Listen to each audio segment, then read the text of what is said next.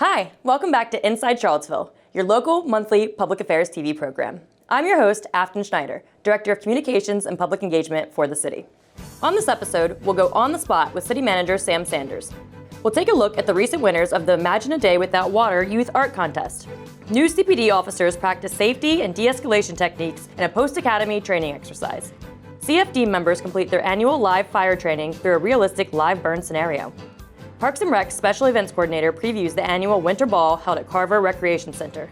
Our NDS Long Range Planning Manager talks about how the city is working hand in hand with neighborhoods across Charlottesville. We get a preview of the upcoming Storm Drain Art Contest from our Utilities Outreach Program Coordinator. Mayor Wade walks us through the process of the new parking system rollout at the Market and Water Street garages. And we'll get to know Kenny Varner, Gas General Maintenance Supervisor for the city.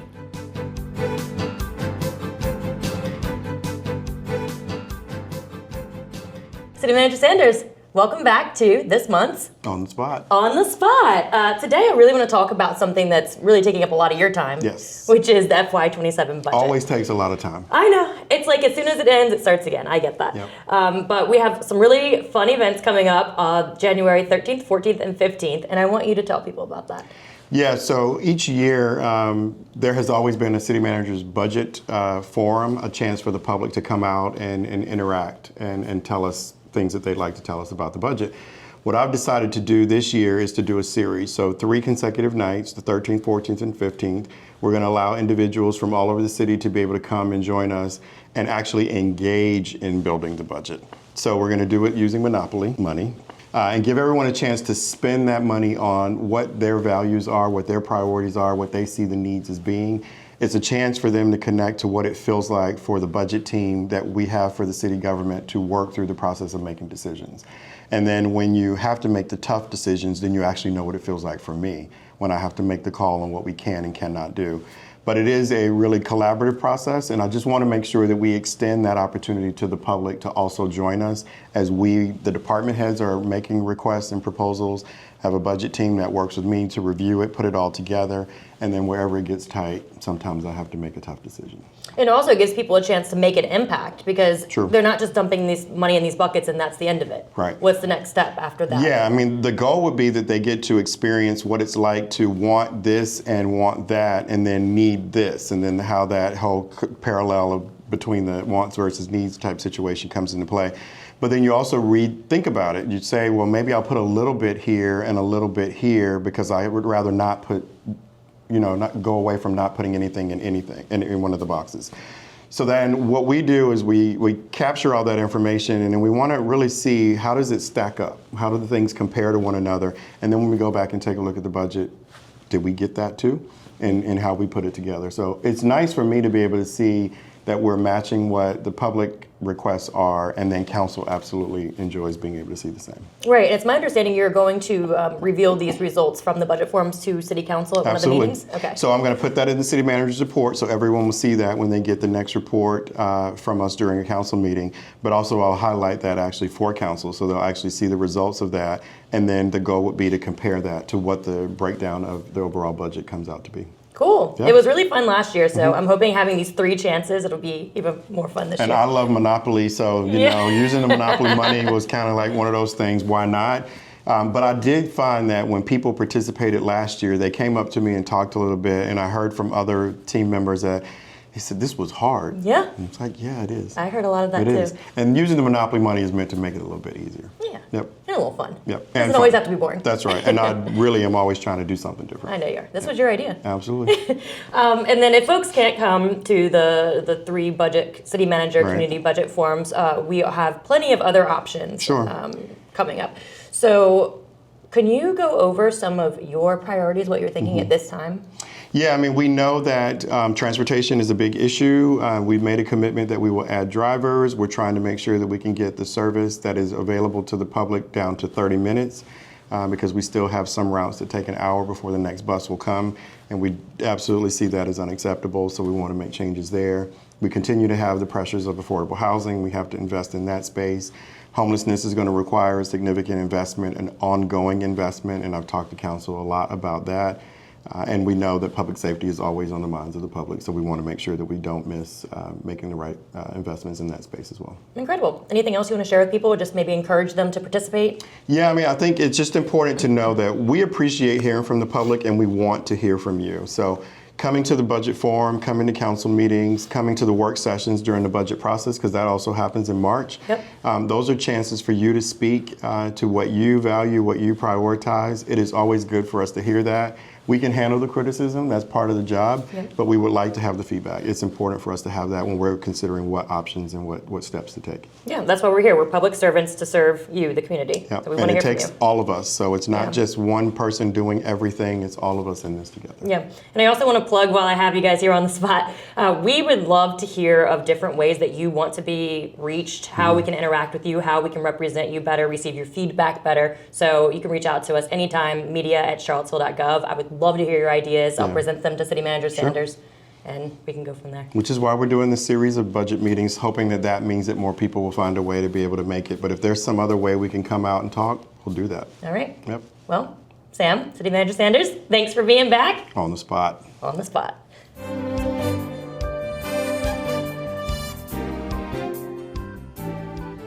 Hi, I am Ellen Joy. I am the Special Events Coordinator for Charlottesville's Parks and Recreation Department. And I'm here to tell you about our annual Winter Ball, which is coming up on January 17th. Our theme is Enchanted Winter Garden, so lots of frosted greenery. We have some fancy mocktails from Wild Rose Beverages.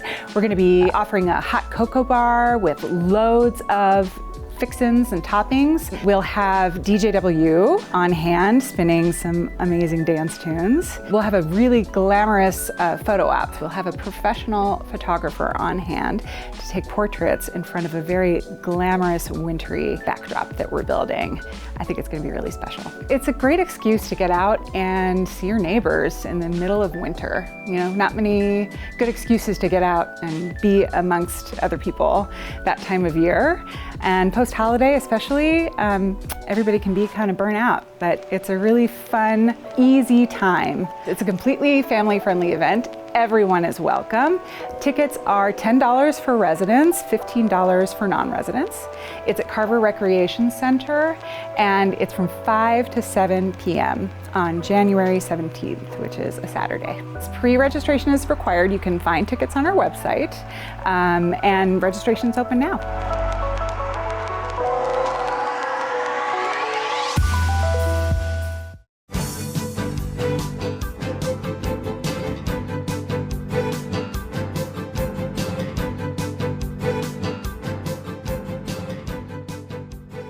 So I'm Grant Davis. I'm the training coordinator with the Charlottesville Police Department. Today we've got officers in their last week of Post Academy. What that is a series of courses that cover trainings on highest risk situations that we could encounter while on the streets. And we cover some other things that we might not have time for once they get into field training. We can cover things like relational policing, some of the history of Charlottesville and different stuff like that, so they really understand the city they're coming to work for. Today what we're doing is we're focusing on building searches. So there's different instances in when we might end up searching a building. There could be active shooters that we would have to deal with, or there could be a breaking and entering or an alarm call going off. So we're training them in the safest way possible to deal with whatever they might encounter inside.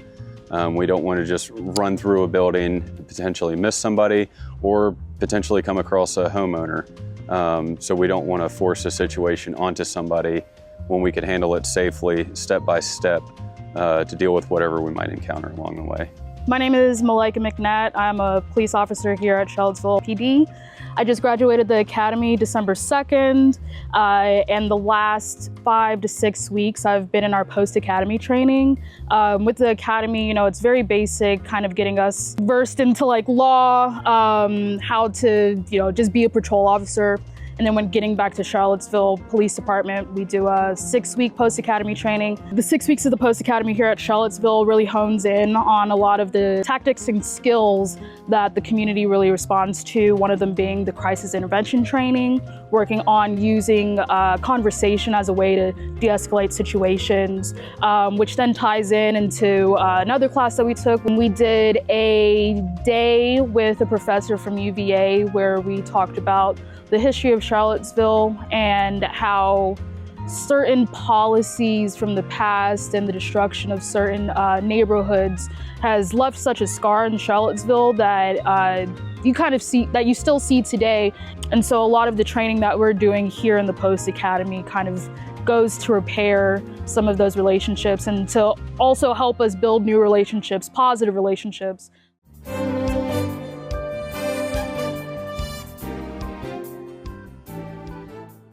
CFD members conducted their annual required live fire training through a live burn scenario designed to reinforce core firefighting skills. This year's training placed additional emphasis on firefighter rescue techniques in the event of a trapped firefighter during fire operations. Crews not only extinguished a fire and rescued simulated victims, transferring them to EMS for patient care upon removal, but also practiced critical Mayday procedures. Firefighters simulated being lost, initiated a Mayday in accordance with CFD policy, and executed proper radio communications. Command notified 911 dispatch of the emergency. Emergency tones were activated, and coordinated rescue operations began. A mannequin outfitted with turnout gear and SCBA represented the downed firefighter, who was removed through the nearest exit. Once outside, gear was doffed and CPR was performed to conclude the evolution and successfully mitigate the Mayday. This training is vital because it prepares firefighters for real-world emergencies where seconds count. Practicing fire suppression, victim rescue, and Mayday protocols under realistic conditions ensures crews can respond effectively and safely during high-stress incidents. It reinforces teamwork, communication, and adherence to life-saving procedures, ultimately protecting both the public and our firefighters.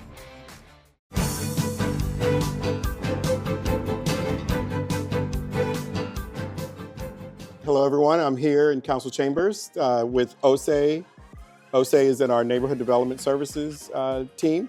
Osei, what's your role here? I currently serve as the Long Range Planning Manager, as he mentioned, in the Neighborhood Development Services Department. Long Range Planning actually stewards the comprehensive plan and planning processes. We work to collaborate and support with all divisions, all departments here in the city to ensure that that document is strategically implemented. We're currently working on a number of projects that include the environmental policy and regulations work that recently had a work session at City Council. We are also working on diverse ways to engage with or connect with everyone in the city of Charlottesville. And finally, we also lead the 10th and Page and Rose Hill Plan collaboratively with both communities. And when are you expecting that process to begin, and how long is it going to take? We had internal kickoffs to the neighborhoods, but we are still in the early phases of that plan. So building relationships, building buy-in from the community. We move at the speed of trust. So until we have that buy-in, until we receive some additional guidance and collaboration from City Council and stakeholders, our process is paused. And that's to be respectful of the desires of the community. I like to ask questions like, how do you have fun in the work that you do? What's fun about the work that you do in long range planning? I would say it's all fun. You mentioned public engagement, and that is at the crux of everything we do in long-range planning. Making connections, so that diverse options includes more transparent portals and ways to engage, as well as 24-hour access to all of the information that the city is sharing, not just in NDS, but citywide. I would say the most Making connections is always fun. Making connections is always fun. Yeah. Leaning into that a little bit more is actually being in community with community. Yeah. That is the most important work that we do here, as well as trying to demystify what planning is, its purpose, and also to build capacity and civic education education within these communities as well. Speaking on that, we will be having planning pop-ups within 10th and Page, at City of Promise, and in Rose Hill as well. We will also be at the Care Center, or West Haven Community Center, and that will be Tuesdays and Thursdays from 11 to 2 p.m. bi-weekly. We will provide additional information on our Connect page. Yeah, that's really where we are. Oh, one additional thing. Sorry about that. I know I'm... No, I'm just thinking about how I need to pop into some of these pop-ups. So additionally, we are asking for community participation in our community steering committee. This committee will guide the 10th and Page and Rose Hill process. It will act as our core team. I will also mention that you will be compensated for this. You are the experts of your lived experience. And so we need to ensure that we are acknowledging that by funding this opportunity. Great. So you all see the energy that comes from Osei as to why she's joined us from Pittsburgh, right? You came here from Pittsburgh. So it's good to have her on the team. And this is the kind of thing that I've been talking to the leadership team about on a regular basis, that public engagement matters.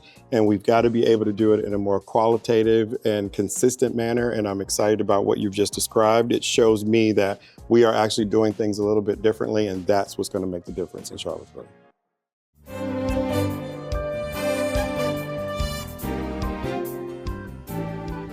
Hi, I'm Ryan Willis with the City of Charlottesville's Department of Utilities. Today I'm going to talk to you a little bit about the Charlottesville Utilities Storm Drain Art Contest. We're very excited about this contest, and we invite the community to creatively illustrate the importance of stormwater pollution prevention by submitting artwork that communicates the theme, Stormwater Pollution Prevention, Only Rain Down the Drain, for a chance to paint their design on a stormwater drain inlet and win a $500 gift card. Now, as a little background, Utilities manages the city's stormwater conveyance system, which is the infrastructure that handles stormwater runoff. Stormwater runoff is precipitation that flows over the ground, and along the way, it can pick up pollutants like trash, chemicals, oils, and sediment before entering the stormwater system, which eventually discharges directly into our creeks, streams, and the Ravenna River.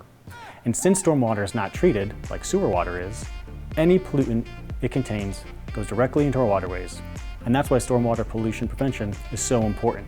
It's our intention that this artwork will help promote stormwater pollution prevention in the community by visually communicating an engaging, educational, and inspirational message on how and why pollutant-free stormwater is essential to the health and vitality of our creeks, streams, and rivers. Hopefully motivating everyone to prevent pollutants from entering our waterways through storm drains and serving the community for years to come. Artwork submissions can be made now through February 9th, 2026, and there are two submission categories. There is a youth category, which is ages 12 to 17, and an open category, which is ages 18 plus. 3 winners will be selected through a combination of judges selected by the Department of Utilities and online voting by the community for a fan favorite. Again, 3 winners will paint their design on functioning storm drain inlets and will receive a $500 gift card each. We have storm drain templates to assist with your design if you'd like one, and contest details including rules, guidelines, links to other municipalities if you need inspiration, and how to contact us if you have any questions can be found on our website at www.charlottesville.gov/stormwater. We're very excited about this contest and look forward to all of your great creative designs.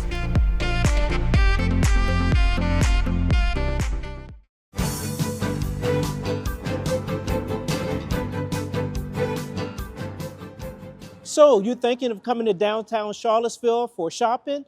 We have great options for not only shopping, but also for parking at the Water Street Garage and in the Market Street Garage. So great new options for you. If you know that you're coming, go to charlottesville.gov/parking to register. But if you don't worry. You can come here, register with the QR code, or there are going to be some attendants here as well. If you want to register once you've parked, all you have to do is come here, scan your QR code, set up your account, your payment information, and you'll be good to go. You want to pre-register before you come? All you have to do is go to charlottesville.gov/parking, put in your account information, easy peasy. If you're having any trouble navigating through the system, you can come into our office. We're open from 8 a.m. to 5 p.m., Monday through Friday, located at 108 5th Street Northeast. You only have to register once. It requires a phone that can receive a text and a credit card. It only takes a minute to register, so give it a try. The first hour is still free, even without registration. Thank you for your patience during this transition. The goal of this new system is to modernize our parking within the city and improve its overall efficiency.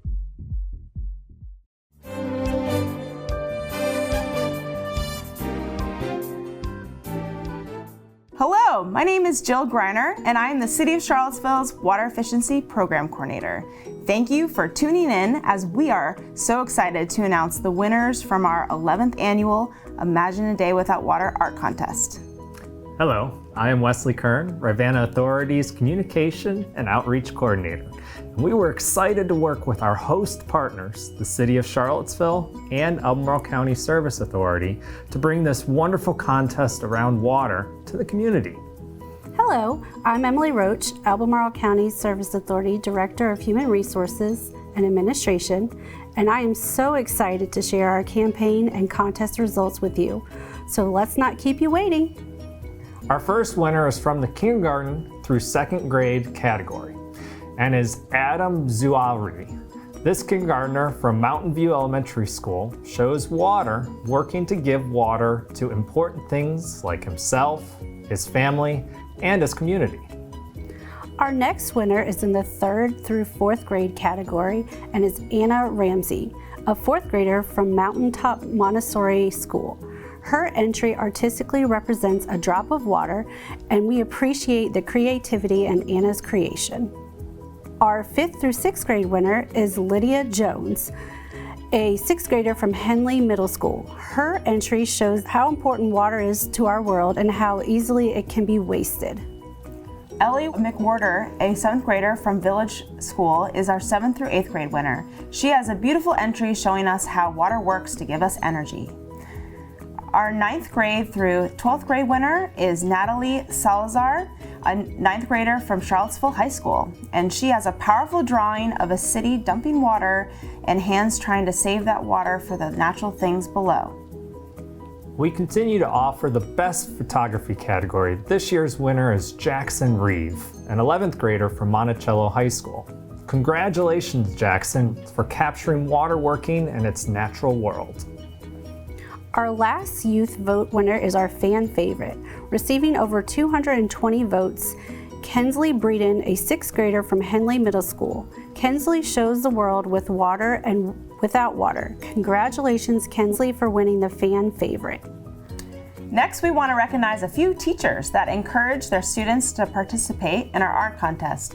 We selected the teacher that had the most student submissions and a randomly selected teacher from a City of Charlottesville school, Albemarle County Public School, and private school or organization.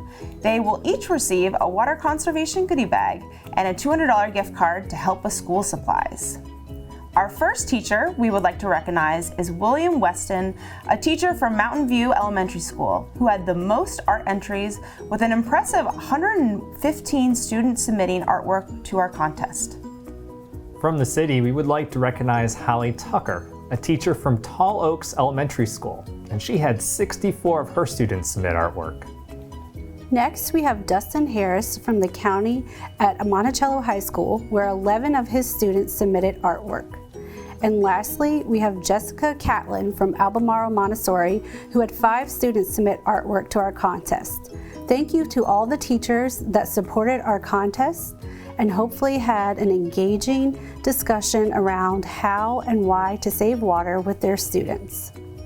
Hopefully, you will be inspired by these youth's creations around how water works, that you will commit to your own water-saving action.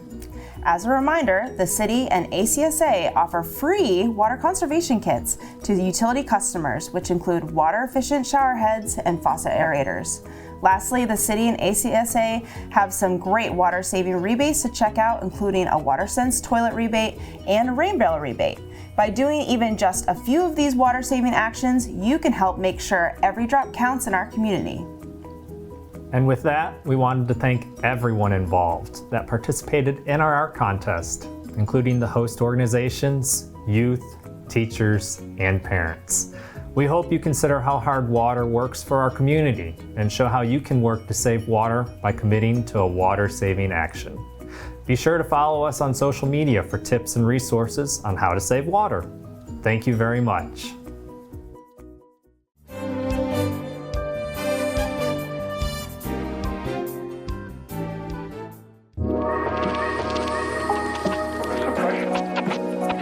Kenny Varner, the General Maintenance Supervisor. It's a great place to work. We got great benefits, time off, get training, just a good place to work. I started at the beginning as a maintenance worker, so I started at the entry level and just progressed throughout the years. So I have done most every job in the gas department, part of it, as far as, but it's just benefit, the opportunity to advance, get your skills together, and then continue to work your way up through the ranks. Charlottesville is a beautiful place to work. We also go into Albemarle County with our services, so you don't have to, you're just not contained to the city of Charlottesville. You get to see the developments in Albemarle County and the city of Charlottesville, how they've progressed over the years. They're a great bunch of guys. They're easy to get along with. They enjoy their job and what they're doing. They're very safe. They make sure they look after each other.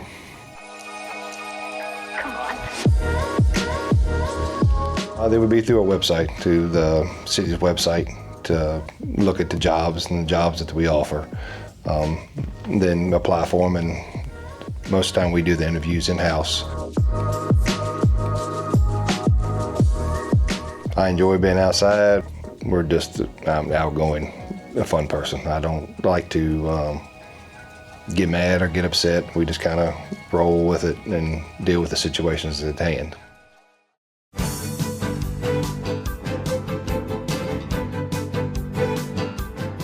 Thank you for joining us for this episode of Inside Charlottesville. I'm your host, Afton Schneider. See you next month.